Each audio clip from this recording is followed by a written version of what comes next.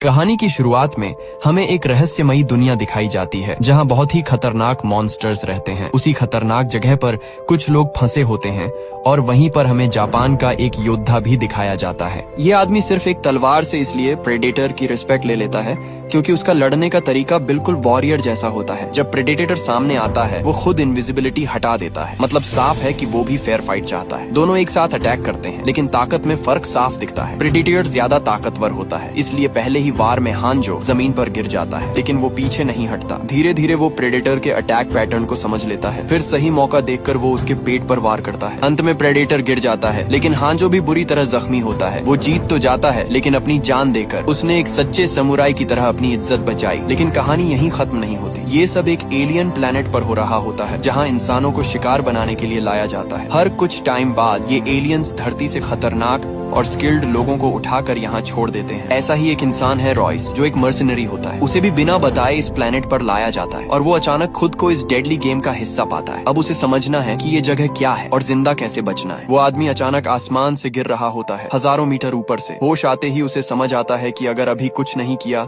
तो सीधा मौत है। वो तुरंत पैराशूट खोल देता है और आखिरी पल में घने जंगल के पेड़ों पर गिरकर अपनी जान बचा लेता है। जब रॉयस दोबारा होश में आता है तो खुद को एक अजनबी ट्रॉपिकल जंगल में पाता है। वो अभी आसपास देख ही रहा होता है कि अचानक एक और आदमी आसमान से गिरता है। जमीन पर आते ही वो बंदूक तान देता है। साफ दिख रहा होता है कि वो डर के मारे घबराया हुआ है। रॉयस उसे शांत करने की कोशिश करता है लेकिन साथ ही चुपके से अपना हथियार भी तैयार रखता है। तभी एक तीसरा आदमी बिना पैराशूट के गिरता है और मौके पर ही मर जाता है। ये देखकर दोनों समझ जाते हैं कि हालात बहुत खराब हैं और धीरे धीरे उनके बीच का तनाव कम हो जाता है। अचानक गोलियों की बारिश शुरू हो जाती है। दोनों तुरंत छुप जाते हैं। रॉयस सीधा जवाब देने के बजाय समझदारी दिखाता है। वो चुपचाप हमलावर के पास पहुंचता है और उसकी बंदूक छीनकर उसे काबू कर लेता है। कुछ ही देर में वहां कुल 8 लोग इकट्ठा हो जाते हैं। सभी अलग अलग जगहों से आए होते हैं लेकिन एक चीज कॉमन होती है, सबको इसी तरह आसमान से यहाँ गिराया गया है। इनमें शामिल है रॉयस, एक प्रोफेशनल मर्सनरी, निकोलाई, रूस का स्पेशल फोर्स सैनिक, कुचिलो, मेक्सिको का ड्रग कार्टेल सदस्य, इसाबेल, इजराइल की स्नाइपर, स्टैंस, FBI का वांटेड क्रिमिनल, मोम्बासा, अफ्रीका का रेबल लीडर, हांजो, जापान का याकुजा सदस्य, और एडविन, एक दिखने में सीधा साधा डॉक्टर।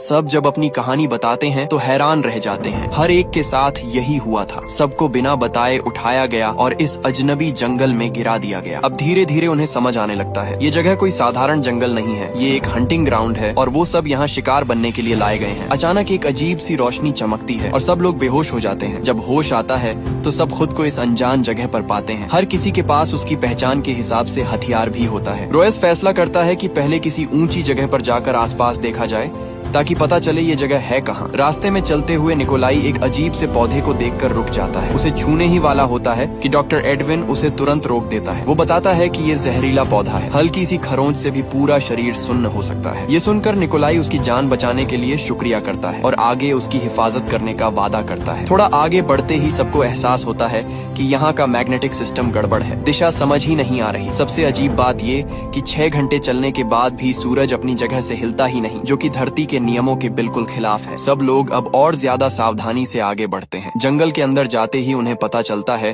कि यहाँ सिर्फ इंसान ही नहीं है बल्कि कई तरह के ट्रैप और पिंजरे भी लगे हुए हैं। और हैरानी की बात ये कि वो पिंजरे बाहर से नहीं अंदर से बंद हैं। आगे बढ़ते हुए अचानक एक ट्रैप एक्टिव हो जाता है। इसाबेल लगभग नुकीले कांटों से भरे गड्ढे में गिरने वाली होती है लेकिन रॉयस तुरंत उसे पकड़कर बचा लेता है। इसके बाद सब लोग आसपास ध्यान से चेक करते हैं। तलाशी के दौरान उन्हें एक पुरानी लाश मिलती है जो काफी बुरी हालत में होती है। लगता है उसे मरे हुए कम से कम 1 हफ्ता हो चुका है। सबसे डरावनी बात ये होती है कि उसे बहुत बेरहमी से टुकड़ों में काटा गया था। रॉयस समझता है कि ये ट्रैप इंसानों के लिए नहीं बने बल्कि किसी और उससे भी बड़े और खतरनाक शिकार के लिए बनाए गए हैं। तभी किसी को पेड़ों के ऊपर एक साया दिखता है लेकिन पल भर में गायब हो जाता है। वो सोचते हैं शायद वहम होगा और आगे बढ़ते रहते हैं। जब सब पहाड़ की चोटी पर पहुंचते हैं तो जो नजारा देखते हैं वो उन्हें हिला देता है। आसमान में कई अनजान ग्रह साफ दिखाई दे रहे होते हैं। तभी सबको समझ आता है ये धरती नहीं है, मतलब साफ है। उन्हें किसी दूसरे ग्रह पर लाया गया है जहाँ से वापस जाना लगभग नामुमकिन है। इतने में जंगल के अंदर से अचानक जोर की आवाज आती है। सब तुरंत अपनी बंदूकें उस दिशा में तान देते हैं लेकिन घने पेड़ों की वजह से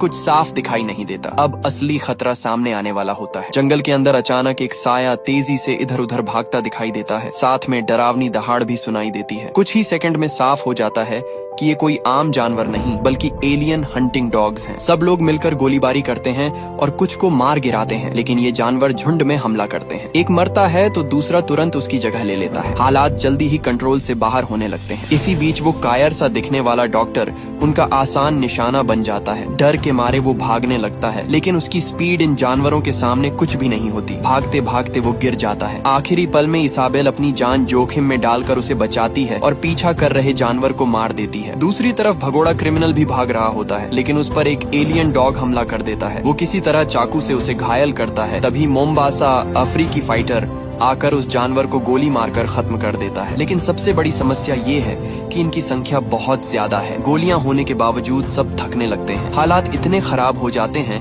कि इसाबेल डॉक्टर को बचाने के लिए उसे पेड़ पर चढ़ा देती है और खुद स्नाइपर से कवर देने लगती है। तभी अचानक उसकी गन जाम हो जाती है। वो बार बार ट्रिगर दबाती है, लेकिन कोई फायदा नहीं होता। अब हालत ऐसी हो जाती है कि वो आखिरी गोली खुद पर चलाने का सोच लेती है ताकि इन जानवरों के हाथ न लगे। उसी वक्त अचानक सीटी विसल की आवाज आती है। जैसे ही ये आवाज आती है, सारे एलियन डॉग्स रुक जाते हैं और फिर एक साथ जंगल की तरफ भाग जाते हैं। रॉयस तुरंत समझ जाता है ये जानवर खुद से हमला नहीं कर रहे थे, कोई इन्हें कंट्रोल कर रहा है। मतलब असली दुश्मन अभी सामने आया ही नहीं है। वो सबको चेतावनी देता है कि गोलियां बचाकर चलो, क्योंकि ये तो सिर्फ शुरुआत थी। तभी उन्हें एहसास होता है कि कुचिलो ड्रग कार्टेल वाला उनके साथ नहीं है। जंगल के अंदर से उसकी मदद की आवाज आती है। सब लोग डरते डरते उस दिशा में जाते हैं। घने पेड़ों के बीच वो उसे बैठा हुआ देखते हैं, मदद मांगते हुए। इसाबेल आगे बढ़ने लगती है, लेकिन रॉयस उसे रोक देता है। उसे शक होता है कि ये एक ट्रैप हो सकता है। वो टेस्ट करने के लिए एक पत्थर उसकी तरफ फेंकता है और यहीं साफ हो जाता है ये कोई सीधी स्थिति नहीं बल्कि दुश्मन की चाल है। थोड़ी सी बात करने के बाद रॉयस फैसला करता है कि कुचिलो को छोड़कर आगे बढ़ना ही पड़ेगा, लेकिन इसाबेल ऐसा नहीं चाहती। वो उसे उस हालत में छोड़ना नहीं चाहती, इसलिए मजबूरी में स्नाइपर उठाकर सोचती है कि उसे दर्द से छुटकारा दे दे। इसी दौरान सबको एहसास होता है कि ये जगह बिल्कुल अजीब है और उनकी हर हरकत कोई देख रहा है। असल में प्रीडेटर्स दूर से उन्हें देख रहे होते हैं। उनके लिए ये सब एक शिकार का खेल है, जहाँ वो इंसानों को धीरे धीरे डरा कर मारते हैं। रॉयस ये बात समझ जाता है। वो उनका पैटर्न पकड़ लेता है और फैसला करता है कि अब छुपने के बजाय अटैक करना चाहिए। वो एलियन डॉग्स के छोड़े हुए निशानों को फॉलो करता है और सच में दुश्मन के ठिकाने तक पहुंच जाते हैं। लेकिन वहाँ का नजारा देखकर सब हिल जाते हैं। हर तरफ हड्डियां बिखरी होती हैं, सिर्फ इंसानों की नहीं बल्कि अलग अलग प्रजातियों की। कुछ लाशों की खाल तक उतार कर सजावट की तरह लटकाई गई होती है। बीच में उन्हें एक अजीब सा क्रीचर दिखता है जो बंधा हुआ होता है। निकोलाई क्यूरियोसिटी में उसके पास जाने लगता है, लेकिन तभी पता चलता है वो अभी जिंदा है। इसाबेल तुरंत सबको वहाँ से निकलने को कहती है, क्योंकि ये जगह सेफ नहीं है। इतने में अचानक हमला होता है। मोम्बासा को 3 भाले एक साथ लगते हैं और वो वहीं गिर जाता है। छुपा हुआ रॉयस तुरंत बाहर आता है और चारों तरफ फायरिंग शुरू कर देता है। धुएं के बीच प्रेडेटर का साया दिखने लगता है। अब सबको समझ आ जाता है कि असली दुश्मन सामने आ चुका है। सब लोग गोली चलाते हुए पीछे हटने लगते हैं। रॉयस और निकोलाई पीछे रुककर बाकी लोगों को बचाने की कोशिश करते हैं, लेकिन प्रेडेटर के पास एडवांस्ड वेपन्स होते हैं, जैसे प्लाज्मा कैनन, जिनके सामने उनकी बंदूकें कमजोर पड़ जाती हैं। निकोलाई अपनी पूरी ताकत से मुकाबला करता है, लेकिन साफ है कि सीधी लड़ाई में जीतना मुश्किल है। आखिर में सबको पीछे हटकर भागना पड़ता है, क्योंकि ये लड़ाई अभी खत्म नहीं हुई बल्कि असली खतरा अब शुरू हुआ है। काफी देर तक भागते भागते सब लोग आखिरकार एक झील में कूद जाते हैं और किसी तरह उन खतरनाक शिकारियों से बच निकलते हैं। लेकिन उन्हें पता नहीं होता कि उनकी हर हरकत पहले से ही प्रेडेटर के कंट्रोल में है। थोड़ी ही देर में वो शिकारी अपनी असली शक्ल में सामने आते हैं। 3 खतरनाक प्रेडेटर जो इस पूरे खेल को चला रहे होते हैं। अजीब बात ये थी कि वो तुरंत हमला नहीं करते, बल्कि जानबूझकर उन्हें छोड़ देते हैं ताकि शिकार का मजा लंबा चल सके। रॉयस और उसकी टीम चुप बैठने वालों में से नहीं थी। जैसे ही उन्हें दुश्मन के तरीके समझ आते हैं, वो खुद हमला करने का प्लान बनाते हैं। जंगल में जाल बिछाया जाता है और डॉक्टर को बेट बनाकर दौड़ाया जाता है ताकि प्रेडेटर बाहर आए। लेकिन प्लान उल्टा पड़ जाता है और उनकी जगह एक अजीब सा दूसरा जीव आ जाता है। सही टाइम पर इजाबेल उसे गोली मार देती है और सब मिलकर उसे खत्म कर देते हैं। बाद में पता चलता है कि वो भी शायद उन्हीं की तरह इस ग्रह पर लाया गया एक और शिकार था। लेकिन जब इजाबेल गोली चेक करती है तो उसे समझ आता है कि असली वार किसी और ने किया था, यानी आसपास कोई और भी है। थोड़ी देर बाद एक आदमी सामने आता है जिसे इस जगह की पूरी जानकारी होती है। वो सबको एक छुपे हुए ठिकाने, एक पुराने स्पेसशिप तक ले जाता है। वहाँ वो अपना नाम नोलन बताता है और कहता है कि वो भी सालों पहले यहाँ लाया गया था। उसने कई बार इन प्रेडेटर्स से लड़ाई की है और उनके हथियार भी हासिल किए हैं, लेकिन फिर भी वो इस ग्रह से निकल नहीं पाया। उसकी बातों से सबको उम्मीद मिलती है और वो थोड़ी देर आराम करने का सोचते हैं, लेकिन असली धोखा यहीं छुपा होता है। अचानक कमरे में धुआं भरने लगता है। पता चलता है कि नोलन ही उन्हें मारने की कोशिश कर रहा है ताकि उनके हथियार और सामान ले सके। सारे रास्ते बंद हो जाते हैं और हालत फिर से खतरनाक हो जाती है। तभी रॉयस को समझ आता है कि यहाँ सिर्फ प्रेडेटर्स ही नहीं, इंसान भी एक दूसरे के लिए खतरा बन सकते हैं। रॉयस समझ जाता है कि सीधे निकलना आसान नहीं है, इसलिए वो जोर से फायर करता है ताकि आवाज बाहर तक जाए। गोलियों की गूंज सच में प्रेडेटर का ध्यान खींच लेती है। नोलन ये देखकर डर जाता है और जल्दी से भागने लगता है, लेकिन कुछ ही दूर जाकर उसका सामना सीधे एक प्रेडेटर से हो जाता है। उधर प्रेडेटर धीरे धीरे बाकी लोगों तक पहुंच जाता है, मगर वो तुरंत हमला नहीं करता। वो उन्हें भागने देता है जैसे बिल्ली चूहे के साथ खेलती है। भागते वक्त डॉक्टर टीम से अलग हो जाता है और अकेला प्रेडेटर के सामने आ जाता है। वो डर के मारे आंखें बंद कर लेता है, लेकिन तभी एक सैनिक उसे बचाने आ जाता है और दोनों भागने लगते हैं। ज्यादा दूर नहीं जा पाते कि प्रेडेटर अपने हथियार से उस सैनिक को मार गिराता है। डॉक्टर ये सब देखता है, मगर डर के कारण उसे छोड़कर भाग जाता है। उसी दौरान एक और प्रेडेटर निकोला को पकड़ लेता है और उसे मारने ही वाला होता है कि निकोला आखिरी पल में ग्रेनेड फोड़ देता है और दोनों साथ उड़ जाते हैं। इस धमाके के बाद बाकी लोग थोड़ी देर के लिए बच जाते हैं, लेकिन खतरा खत्म नहीं होता। दूसरा प्रेडेटर सामने आता है और सीधे रॉयस को निशाना बनाता है। तभी स्टैन्स बिना सोचे समझे उस पर टूट पड़ता है और अपने साथियों को भागने का मौका दे देता है, लेकिन खुद मारा जाता है। अब हालात और भी खराब हो जाते हैं क्योंकि बचे हुए लोग थक चुके होते हैं और प्रेडेटर लगातार उनका पीछा कर रहे होते हैं। ऐसे में हांजो अचानक रुक जाता है और बाकी सबको आगे जाने के लिए कहता है। वो खुद पीछे रह जाता है, शांत होकर अपनी सांसें कंट्रोल करता है और तलवार निकाल लेता है। उसका इरादा साफ होता है, वो अकेले प्रेडेटर का सामना करेगा। उसकी हिम्मत देखकर प्रेडेटर भी रुक जाता है, जैसे वो इस लड़ाई को एक इज्जत वाली जंग बनाना चाहता हो। और यहीं से एक आखिरी खामोश लेकिन खतरनाक मुकाबला शुरू होता है। हांजो और प्रेडेटर के बीच सीधी और बराबरी की लड़ाई शुरू होती है। ताकत में कमजोर होने के बावजूद हांजो जरा भी नहीं डरता। उसकी पीठ पर गहरी चोट लगती है, लेकिन वो फिर भी डटा रहता है। धीरे धीरे वो दुश्मन की चाल समझ लेता है और सही मौका देखकर हमला करता है। आखिर में वो प्रेडेटर को मार देता है, लेकिन खुद भी बुरी तरह घायल होकर गिर जाता है। ये जीत उसकी जान लेकर आती है। एक सच्चे योद्धा की तरह वो अपनी इज्जत बचाकर मरता है। उधर भागते हुए डॉक्टर गलती से एक जाल में फंस जाता है। रॉयस हालात देखकर फैसला करता है कि उसे छोड़ना पड़ेगा, क्योंकि ये जाल मारने के लिए नहीं बल्कि शिकार को धीमा करने के लिए बनाया गया था। उसका प्लान होता है कि या तो डॉक्टर को छोड़ दिया जाए या उसे बेट की तरह इस्तेमाल किया जाए, लेकिन इजाबेल ये बात मानने से इनकार कर देती है। आखिर रॉयस मजबूर होकर अकेला आगे बढ़ जाता है, जबकि इजाबेल डॉक्टर को बचाने की कोशिश करती है, लेकिन थोड़ी ही दूर जाकर वो खुद भी जाल में फंस जाती है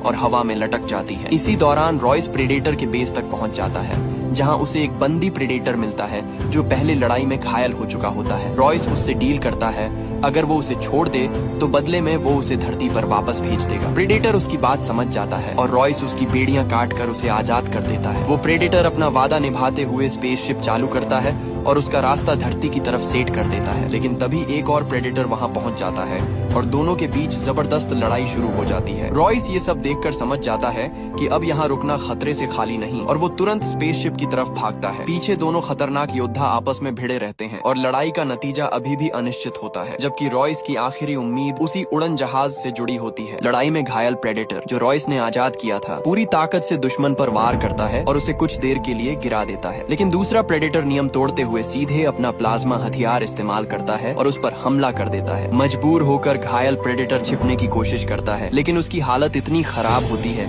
कि वो ज्यादा देर टिक नहीं पाता। आखिरकार दुश्मन उसे बेरहमी से मार देता है और जीतने के बाद तुरंत रॉयस के पीछे निकल पड़ता है। रॉयस इस बीच स्पेसशिप तक पहुंच जाता है और वो उड़ान भरने लगती है, लेकिन प्रेडेटर उसे भी खत्म कर देता है। वो दूर से ही उसे उड़ा देता है, जिससे रॉयस की वापसी की आखिरी उम्मीद भी खत्म हो जाती है। उधर गड्ढे में फंसे डॉक्टर और इजाबेल के बीच हालात बदल जाते हैं। डॉक्टर अचानक इजाबेल पर हमला कर देता है और जहरीली छुरी से उसे घायल कर देता है। तब सच सामने आता है, वो कोई मासूम इंसान नहीं बल्कि एक खतरनाक किलर होता है जिसे इसी वजह से यहाँ लाया गया था। डॉक्टर का असली इरादा होता है इजाबेल को मारकर प्रेडेटर को खुश करना ताकि वो खुद बच सके और इस ग्रह पर जिंदा रह सके। लेकिन जैसे ही वो उसे खत्म करने वाला होता है, रॉयस वापस आ जाता है। वो समझ चुका होता है कि डॉक्टर ही सबसे खतरनाक है। वो चालाकी से डॉक्टर को भरोसे में लेकर सही मौका देखता है और फिर अचानक उस पर हमला करके उसे काबू कर लेता है। रॉयस डॉक्टर को बेट की तरह इस्तेमाल करता है और प्रेडेटर का इंतजार करता है। थोड़ी देर बाद प्रेडेटर वापस आता है और अपनी तकनीक से डॉक्टर को ढूंढ लेता है। बिना समय गंवाए वो उसे मार देता है, लेकिन उसी पल रॉयस का जाल एक्टिव होता है। जोरदार धमाका होता है जो प्रेडेटर को गिरा देता है। फिर भी वो जिंदा रहता है और गुस्से में उठ खड़ा होता है। अब आखिरी मुकाबला शुरू होने वाला होता है। रॉयस समझ जाता है कि सीधा लड़ना उसके बस की बात नहीं, इसलिए वो अपने पूरे शरीर पर मिट्टी लगा लेता है ताकि प्रेडेटर की हीट विजन उसे पहचान ना सके। फिर वो आग लगाकर माहौल को और कंफ्यूज करता है ताकि दुश्मन की सेंसिंग कमजोर हो जाए। कुछ पल के लिए लगता है कि ये चाल काम कर जाएगी, लेकिन प्रेडेटर का आर्मर इतना मजबूत होता है कि रॉयस के हमलों का उस पर कोई खास असर नहीं पड़ता। थक कर रॉयस एक पेड़ के पीछे छिप जाता है, लेकिन प्रेडेटर जल्दी ही अपनी स्ट्रेटेजी बदल देता है और अपने एडवांस्ड मास्क से रॉयस की धड़कन पकड़ लेता है। अचानक उस पर हमला होता है। रॉयस किसी तरह प्लाज्मा शॉट से बच तो जाता है, लेकिन अब वो बुरी तरह घायल हो चुका होता है। प्रेडेटर उसे पकड़कर हवा में फेंक देता है और बेरहमी से मारता है। हालात ऐसे हो जाते हैं कि रॉयस अब उठ भी नहीं पा रहा होता और उसकी हार तय लगने लगती है। जैसे ही प्रेडेटर आखिरी वार करने वाला होता है, तभी इजाबेल, जो अभी तक जिंदा होती है, अपनी पूरी ताकत जुटाकर स्नाइपर से निशाना लगाती है और गोली चला देती है। ये हमला प्रेडेटर को कुछ पल के लिए रोक देता है। इसी मौके का फायदा उठाकर रॉयस अचानक उठता है, कुल्हाड़ी पकड़ता है और पूरी ताकत से पलटवार करता है। इस बार हमला सीधा पड़ता है। प्रेडेटर संभल नहीं पाता और पीछे की तरफ गिर जाता है। अब लड़ाई का रुख बदल चुका होता है और पहली बार लगता है कि इंसान भी इस खतरनाक शिकारी को टक्कर दे सकता है। प्रेडेटर जमीन पर गिरते ही फिर उठने की कोशिश करता है, लेकिन रॉयस उसे मौका नहीं देता। वो लगातार उस पर हमला करता है, इतनी तेजी से कि प्रेडेटर संभल भी नहीं पाता। कुछ ही पलों में वो बुरी तरह घायल हो जाता है। अपनी आखिरी ताकत से वो रॉयस को घूरता है और जोर से दहाड़ता है, जैसे आखिरी बार अपनी ताकत दिखाना चाहता हो। लेकिन अगले ही पल वो गिर जाता है और इस बार हमेशा के लिए। लंबी और खतरनाक लड़ाई के बाद आखिरकार रॉयस और इजाबेल को सुकून का पल मिलता है। चारों तरफ खामोशी छा जाती है, जैसे तूफान गुजर चुका हो। लेकिन ये सुकून ज्यादा देर टिकता नहीं। अगली सुबह जब वो आसमान की तरफ देखते हैं तो उनकी उम्मीदें फिर हिल जाती हैं। आसमान में फिर से पैराशूट्स दिखाई देते हैं। इसका मतलब साफ होता है, ये खेल अभी खत्म नहीं हुआ। नए लोग फिर से इस शिकार के मैदान में उतारे जा रहे हैं। रॉयस और इजाबेल समझ जाते हैं कि ये एक कभी न खत्म होने वाला चक्र है। लेकिन इस बार फर्क ये है, अब वो पहले जैसे नहीं रहे। अब उन्हें दुश्मन के तरीके समझ आ चुके हैं। अब वो सिर्फ शिकार नहीं बल्कि मुकाबला करने वाले बन चुके हैं। लड़ाई अभी बाकी है, लेकिन अब उनमें उसे जीतने का हौसला भी है। इसी के साथ ये कहानी यहीं पर खत्म होती है। तो दोस्तों, कमेंट सेक्शन में जरूर बताना कि आपको ये एक्सप्लेनेशन कैसा लगा, और अगर आपको इसके और पार्ट्स चाहिए तो कमेंट करके जरूर बताएं। नेक्स्ट पार्ट लाने की कोशिश करेंगे। जल्दी मिलते हैं। अपना ख्याल रखना। बाय।